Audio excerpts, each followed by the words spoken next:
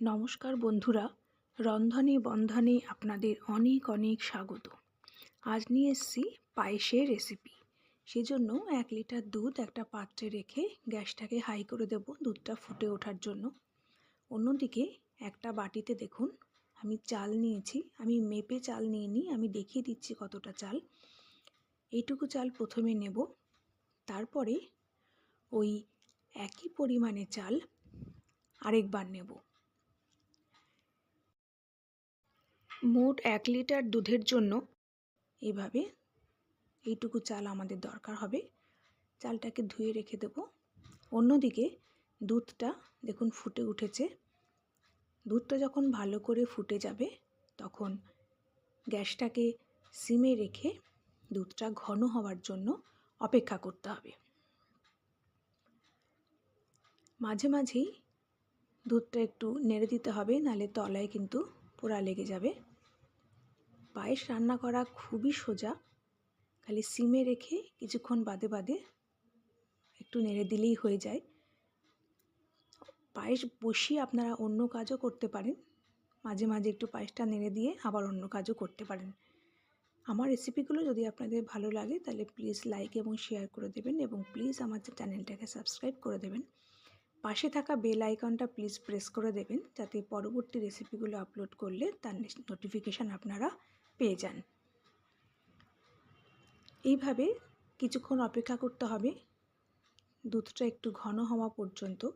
দেখবেন দুধটা পরিমাণও একটু কমে যাবে। কিছুক্ষণ বাদে বাদেই হাতা দিয়ে দুধটা একটু নেড়ে দিতে হবে। দুধটা যখন একটু পরিমাণে কমে আসবে তখন ধুয়ে রাখা চালটা দুধের মধ্যে দিয়ে দেব। চালটা দিয়ে আবার খুব ভালো করে দুধের সঙ্গে মিশিয়ে দিতে হবে। গ্যাসটা সিমেই থাকবে। পুরো চালটাই কিন্তু দুধে সেদ্ধ হবে, এই জন্য পুরো চাল সেদ্ধ হওয়া পর্যন্ত আমাদের অপেক্ষা করতে হবে। গ্যাসটা সিমে রেখে দেব এবং মাঝে মাঝেই 3-4 মিনিট পর পর দুধটা হাতা দিয়ে একটু নেড়ে দেব।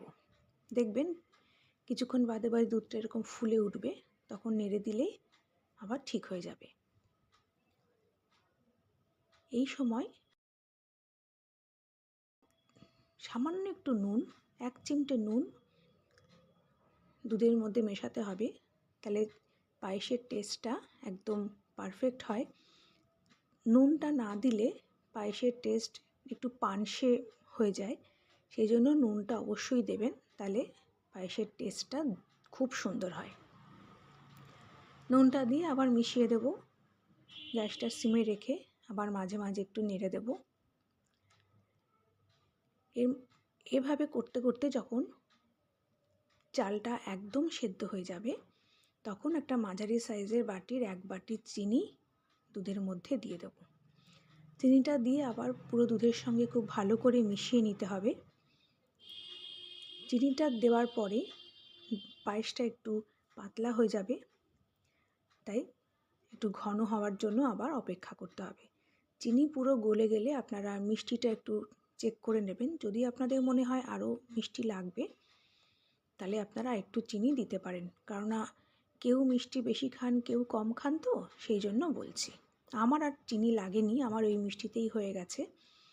এরপর কয়েকটা কাজু বাদাম ভেঙে দিয়ে দেব এবং দুধটাকে একটু ঘন হওয়ার জন্য অপেক্ষা করব। দেখুন দুধটা কতটা ঘন হয়ে গেছে এবং আমাদের পায়েসও কিন্তু একদম রেডি হয়ে গেছে।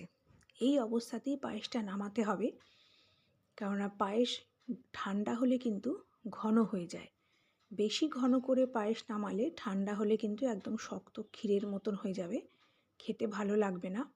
তাই একটু পাতলা থাকা অবস্থাতেই পায়েসটা নামিয়ে নিতে হবে। আমি গ্যাসটা বন্ধ করে পায়েসটা একটা পাত্রে তুলে নিলাম।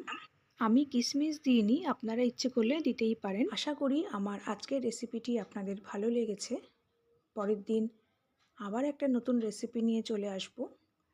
ততক্ষণ আপনারা ভালো থাকবেন, সুস্থ থাকবেন। নমস্কার।